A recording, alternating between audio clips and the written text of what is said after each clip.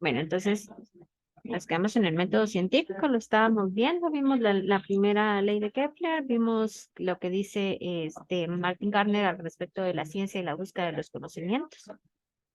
Y pues ahorita nos toca seguir viendo las teorías, por ejemplo, de una abstracción con entidades inobservables. Dice que explica hechos y que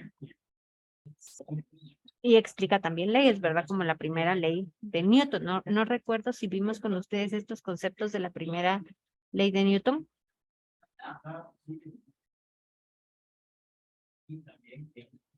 Bueno, si no lo vimos, pues lo vamos a ver ahorita. Dice que, por ejemplo, la teoría newtoniana de la gravitación es una de las leyes que fueron creadas justamente para identificar, ¿verdad? La gravedad que nosotros tenemos en todos los cuerpos que habitan en la Tierra. ¿Por qué en la Tierra? Porque la gravedad es diferente, por ejemplo, en la Luna, ¿verdad? Que la gravedad que nosotros tenemos acá en la Tierra, y nuestra gravedad es de 9.8 G, o sea, 9.8 gravedad, que es lo que nos mantiene a nosotros sobre la Tierra. Y dice, sucede que el conocimiento científico no es completamente seguro en ninguna de las precedentes categorías. Podría existir otra luna en torno a la Tierra o como sabemos, la teoría newtoniana de la gravitación no es completa porque no da cuenta de algunos fenómenos. Por ejemplo, de estos fenómenos que dice que la teoría de la gravitación no da cuenta, o sea, que no lo explica, es porque no en toda la Tierra la gravedad es la misma, varía, ¿verdad? Dependiendo de nosotros, en qué continente nosotros estemos. Sí, entonces luego de esto pues subieron un poquito más de teorías de la gravedad y ya pues se complementó. Entonces ahorita si nos dicen que estos enunciados pues podrían ser ciertos, ¿verdad? Entonces dice, no hay así un conocimiento completamente seguro. Los enunciados eh, absolutamente ciertos solo existen en el ámbito de las matemáticas o la lógica. ¿Por qué? Porque las matemáticas y la lógica son ciencias ciertas, ¿verdad? Ciencias exactas. Y dice, pero la ciencia usa una correspondencia con estas dos disciplinas. Entonces, la matemática y la lógica aplicada a las ciencias facilitan, poder establecer hechos, leyes y teorías que tengan coherencia, o sea, que sí sean, que no estén hablando cosas que no tienen que ver, ¿verdad? Entonces dice con coherencia interna y con un alto grado de certeza, o sea que también tienen que ser ciertas. Y la estadística entonces proporciona una herramienta para poder evaluar esta certeza o proporciona pautas para realizar inferencias a partir de lo que se conoce. Y aquí lo que se distingue en una teoría científica es ¿cómo es? Lo que distingue una teoría científica es que esta, a diferencia de la que no lo es, puede ser refutada. Entonces puede existir un conjunto de circunstancias que si no son observadas demuestran que la teoría está equivocada. Entonces dice que las teorías científicas son ciertas, ¿verdad? A diferencia de las que no, pues pueden ser reputadas. Por ejemplo, hipótesis que se tengan de algo que no esté en una ciencia, pues sí, la vamos a poder nosotros refutar, o sea, a decir, no, eso no es cierto porque yo lo vi. Por ejemplo, si dice ustedes, las gallinas no vuelan, pero usted puede decir, no, eso no es cierto, las gallinas sí vuelan. ¿Pero por qué? Porque yo vi una gallina volar. Quizás las gallinas no vuelan a tanta altura, pero pueden saltar y aletear y están volando por un segundo, por ejemplo, ¿verdad? Entonces ahí están refutando la teoría que yo tengo, que las gallinas no vuelan. ¿Sí? ¿Se entiende? ¿Se va entendiendo lo que estamos hablando? ¿Sí? Sí, señor. Ok. Entonces dice, a continuación se ofrece una visión simplificada del método científico. Hacemos observaciones en la naturaleza a través de procesos creativos, generando una hipótesis de cómo funcionan ciertos aspectos de la naturaleza, que son modelos. Entonces nosotros vamos a simplificar el método científico y vamos a ver, por ejemplo, algo que está en la naturaleza, que podamos hacerle una hipótesis de cómo funciona. Por ejemplo, seguimos con las aves, ¿no? Todas las aves vuelan. Estamos haciendo una observación a la naturaleza en donde decimos que todas las aves vuelan, pero esto no es totalmente cierto. Sí, va a tener hipótesis nulas porque no todas las aves vuelan. Por ejemplo, ahí se me olvidó el nombre, las garzas, por ejemplo. No, las garzas no son, son estas que son muy grandes, que son altas, altas, grandes, ¿cómo se? Avestruces. Las avestruces, por ejemplo, no vuelan. Entonces, ahí estamos diciendo en realidad que no todas las aves vuelan, sino que hay algunas aves que, aunque son aves, pues no vuelan, no tienen la capacidad de volar, ya sea por su complexión, o sea, por su grandeza, que sean muy grandes, ¿verdad? Y que no puedan ellas volar. Sí, entonces, Helmut, necesitas salir. Un minuto sería nada más. Si no molesta. ¿Tienes que ir al baño o algo? Sí, Ok. gracias. Bien, entonces, basándonos en esa hipótesis, vamos a diseñar un experimento que consiste en que un conjunto de observaciones debe tener lugar bajo ciertas condiciones y la hipótesis es sí. Por ejemplo, ¿ustedes han hecho alguna vez algún experimento? ¿Nunca? ¿Henry? Perdón, chicos. Así mismo. ¿Henry? ¿Has hecho alguna vez un experimento? Sí, sí, sí. ¿Qué experimento has hecho? La verdad ya no me acuerdo cuál he hecho, pero sí había hecho antes. Perdón, se escucha, no sé si la tele atrás tuyo, pero se escucha muy fuerte y lastima. Ah, no, es que es la clase de mi hermano. Ah, ok, perdón, es que sí, me lastima cada vez que abres tú el Ah, no, está micrófono. bien. Vale. Entonces ustedes dicen que, bueno, por ejemplo, Henry ha hecho experimentos, pero si, por ejemplo, Allison, que no ha hecho experimentos, yo podría decirle, si tú pones una vela pegada en un plato, por ejemplo, y tú le echas agua y le pones un vaso encima, ¿qué va a pasar? El agua se va a ir para arriba, pero no sabes si lo que yo te estoy diciendo es cierto o no. Y tú vas a decir, ay, no, eso no es cierto, hasta que tú lo hagas. Entonces eso es generar una hipótesis. Estás diciendo algo que tal vez no puede ser cierto, pero tal vez puede ser cierto. Y la única forma en la que tú vas a saber si es cierto que si yo pongo una vela con agua y le pongo un vaso encima, el agua se va a ir para arriba. La única forma de saber si es cierto es haciéndolo.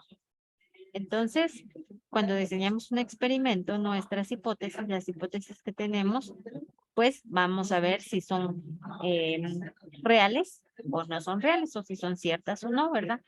Pero eso lo vamos a hacer a través de los experimentos, o sea, de que nosotros vayamos a observar lo que tenemos. Dice, en el caso de que estas observaciones no ocurran, nos enfrentamos a varias posibilidades. Nuestras hipótesis necesitan ser revisadas. El experimento se llevó a cabo de forma incorrecta o nos hemos equivocado en el análisis de los resultados del experimento. Por ejemplo, seguimos con el ejemplo de la vela con el agua y el vaso. Si en algún momento el agua no subiera, tendríamos que revisar por qué. Quizá el vaso está quebrado, quizá el vaso es de plástico y no lo podíamos ver. ¿Sí? O quizá el vaso es de otro color y entonces por eso no lo pudimos ver. Pero tenemos que ver y revisar por qué es que el experimento que nos dijeron no sale o por qué está saliendo mal, ¿verdad? ¿Dudas?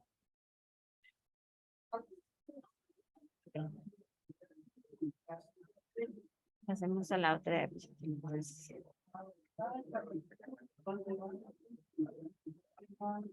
Dice, hace algunos cientos de años se estableció un método para encontrar respuestas a los interrogantes que nos planteamos al contemplar la naturaleza. Este método, conocido como método científico, se basa en tres pilares fundamentales, que es la observación, es el razonamiento y es la experimentación. El método científico no es una simple receta, sino que es un proceso exigente que requiere, entre otros ingredientes, juicio crítico. De forma resumida, el método científico incorpora las siguientes facetas. Primero está la observación. ¿Sí? ¿Se recuerdan que decía que tenía diferentes facetas? Y primero está la observación. Y dice que la observación es la aplicación atenta de los sentidos a un objeto, a un fenómeno, para estudiarlo tal como se presenta en la realidad.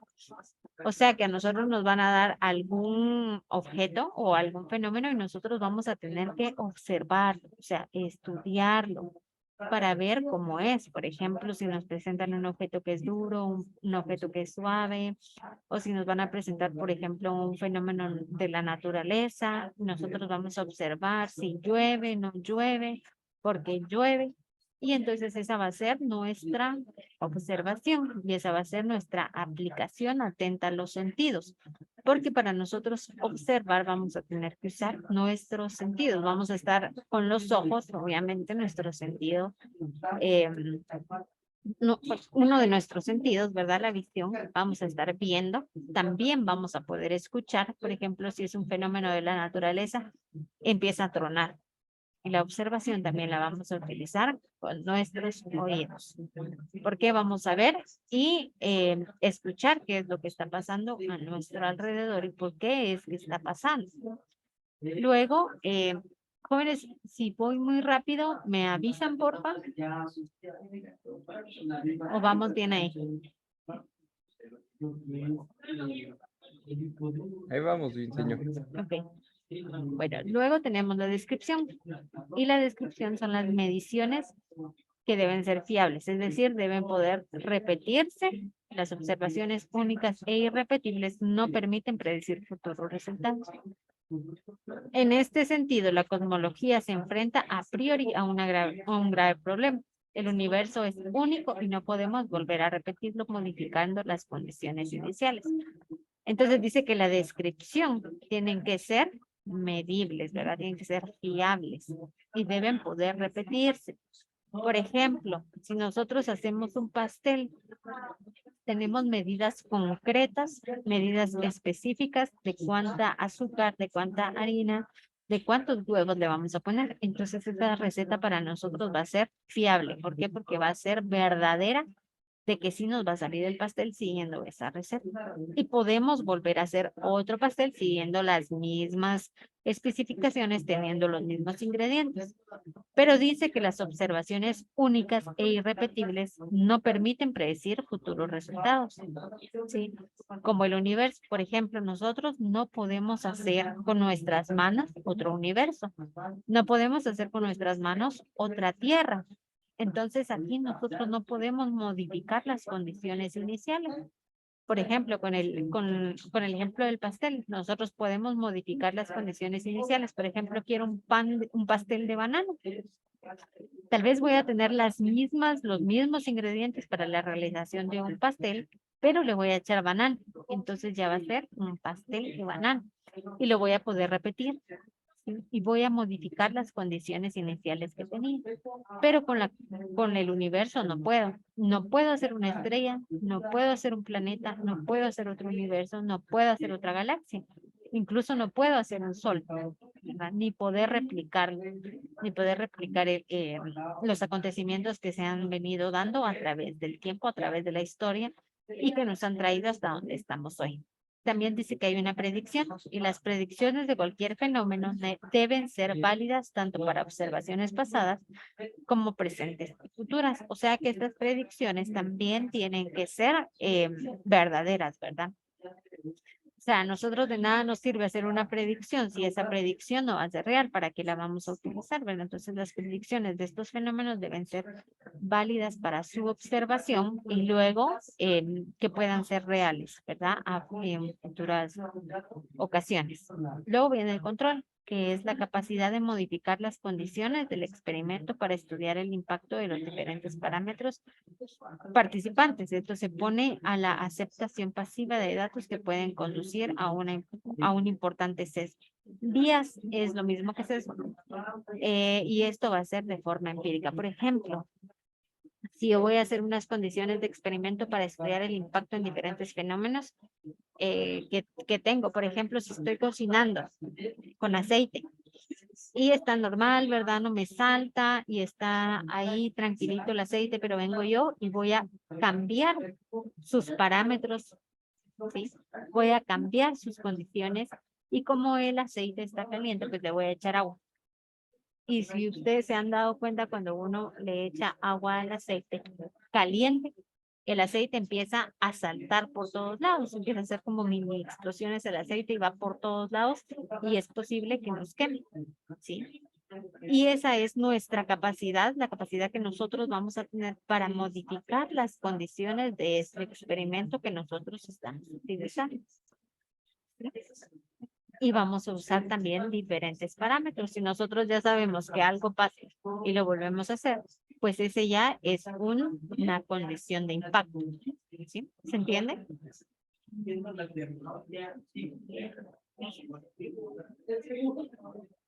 Luego está la falsabilidad o la eliminación de alternativas que son plausibles.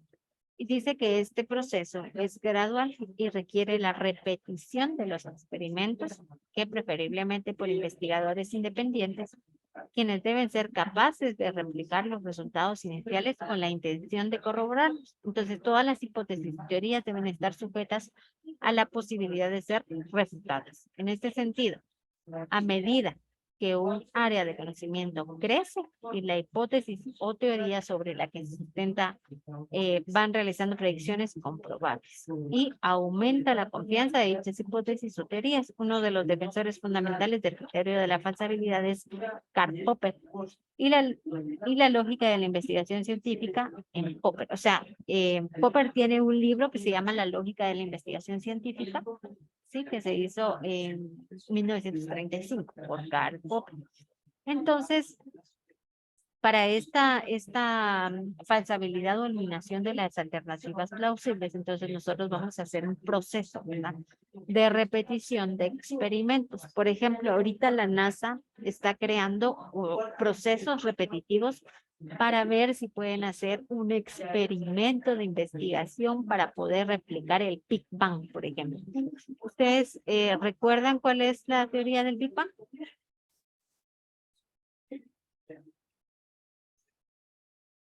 El origen y la creación del universo. Del origen y la creación del universo. Entonces los científicos ahorita están replicando cómo fue que este pequeño punto de fuego, cómo fue que creó los átomos, cómo fue que creó la materia, cómo fue que creó la antimateria a partir de un minúsculo punto de calor, por así decirlo, ¿verdad? Entonces ellos están haciendo experimentos que hagan que vuelva a crear vida, pero aquí tienen que tener mucho cuidado porque si esta hipótesis o este experimento no les salen, incluso podrían crear agujeros negros y nos pueden tragar a todos, ¿verdad? Entonces hay que tener también cuidado con estas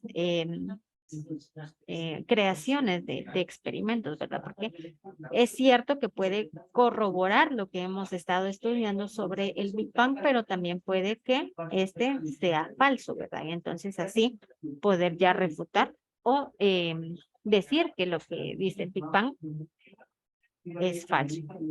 Luego existe una aplicación casual que dice los siguientes requisitos son normales, exigibles para admitir una explicación como ciencia. Tienen que tener la identificación de las causas, o sea, los porqués. Las causas identificadas deben correlacionarse con lo observable. Las causas deben preceder temporalmente a los efectos medidos. Entonces, aquí las explicaciones casuales van a tener requisitos, ¿verdad?, que ustedes los van a tener que cumplir para poder hacer experimentos o para poder hacer hipótesis. Y la primera es la identificación de la causa. ¿Por qué ustedes quieren investigar algo? Ya que tengan una vez visto que quieren ir, ¿cómo se llama?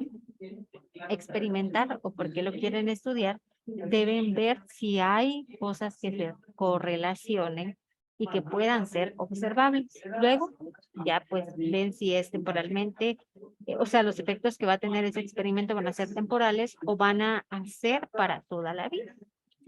Y luego van a venir los procesos experimentales. Y la experimentación está lejos de estar carente, dice, de dificultades. Algunas técnicas experimentales exigen un aprendizaje largo y en muchas ocasiones el volumen de datos a manejar puede ser tan grande que sea necesario un trabajo de análisis intenso. La paciencia y la perseverancia son grandes aliadas en este sentido. O sea que los experimentos nos van a llevar lejos, sí, pero vamos a tener dificultades para hacerlos. Entonces nosotros lo que tenemos que tener es paciencia para poder utilizar este aprendizaje porque va a ser de prueba y error, prueba y error, prueba y error, hasta que el experimento nos salga de una manera buena, ¿verdad? Y que el análisis vaya a ser un análisis verdadero y que vaya a tener que exponerlos para que ustedes puedan hacer un proceso experimental. Luego dice, las razones para realizar un experimento son diversas y de alcance muy variable. Preguntas típicas son, por ejemplo, ¿cómo de aplicable es una teoría particular? ¿Es posible mejorar una técnica de medida? ¿A qué temperatura debe fundir una nueva aleación? ¿Qué ocurre con las propiedades magnéticas de un material al someterlo a temperaturas de trabajo muy bajas? ¿Se ven alteradas las propiedades de un semiconductor debido al bombardeo por radiación nuclear? Son cosas que nosotros podemos preguntarnos. Por ejemplo, si nosotros queremos estudiar una ciencia más avanzada como una termodinámica, podemos ver qué dice si ven alteradas las propiedades de un semiconductor debido al bombardeo por radiación nuclear. Entonces nosotros podemos agarrar esa teoría, ¿sí? Y hacernos pues esa pregunta, si se ve alterada o no. Si se ve alterada, nosotros vamos a tener hipótesis que las van a comprobar y para eso nosotros vamos a tener procesos experimentales. Y dice que de una forma esquemática el proceso experimental suele desarrollarse siguiendo el siguiente esquema. Tiene que definir la pregunta problemas a resolver. Cuanto más claro y definido sea el objetivo del experimento, mucho más fácil será realizar su planificación y ejecución. O sea que van a definir sus preguntas, van a resolver sus problemas y ustedes van a pensar si está claro, si está definido el objeto, si ese experimento va a ser fácil o si lo van a poder planificar o lo van a poder ejecutar. Si ustedes hacen un experimento que realmente no se va a poder ejecutar o que es muy costoso o es muy improbable que vaya a resolver algo, pues lo mejor sería no hacerlo. Luego vamos a obtener información y recursos. Una vez definido el objeto del experimento, es necesario elaborar un plan de trabajo para poder alcanzarlo. Y hay que identificar qué equipos son necesarios para poder ver las cantidades que hay que medir y de qué manera se va a realizar el experimento, ¿sí? Entonces, cuando nosotros ya tengamos todo esto listo, pues vamos a formular hipótesis acerca de los resultados de nuestro experimento, como les comentaba, ¿verdad? Entonces, vamos a hacerlo antes de su ejecución para evitar el sesgo personal de identificar los resultados que se conocen pues como objetivos que nosotros tenemos, que es definirnos la pregunta de cómo hacerlo y no debemos engañarnos a nosotros mismos. Por ejemplo, si yo les digo que me formulen una hipótesis acerca de los resultados de nuestro experimento, Débora me podría decir el experimento que yo le puse hace rato es de poner una vela en un plato de agua con un vaso, ¿sí? Entonces ella ya me formuló una hipótesis. Ahorita ella está pensando, ¿cómo le voy a poner a la vela un vaso? ¿Cómo me va a absorber el agua? Por ejemplo, esa podría ser una pregunta que ella tendría en su cabeza. Pero esa va a ser su hipótesis, por ejemplo, ¿verdad? De qué va a ser el resultado que ella va a obtener. Cuando ella tenga ya los ingredientes, por así decirlo, del experimento, entonces ella va a poder decir que sí es verdadera la hipótesis que yo le estoy diciendo o que va a ser falsa la hipótesis que yo le estoy diciendo. Pero primero tiene que hacer el experimento para poder definir si es necesario más información o si es necesario volver a repetir el experimento. ¿Se entiende? Ok, chicos, entonces esto sería todo por hoy. Ya les quedan 2 minutos para cambiarse de clase. Entonces, nos vemos el próximo día. Que tengan buen día. Cuídense. El diseño, que tenga un buen día. Adiós, Miss. Adiós, cuídense.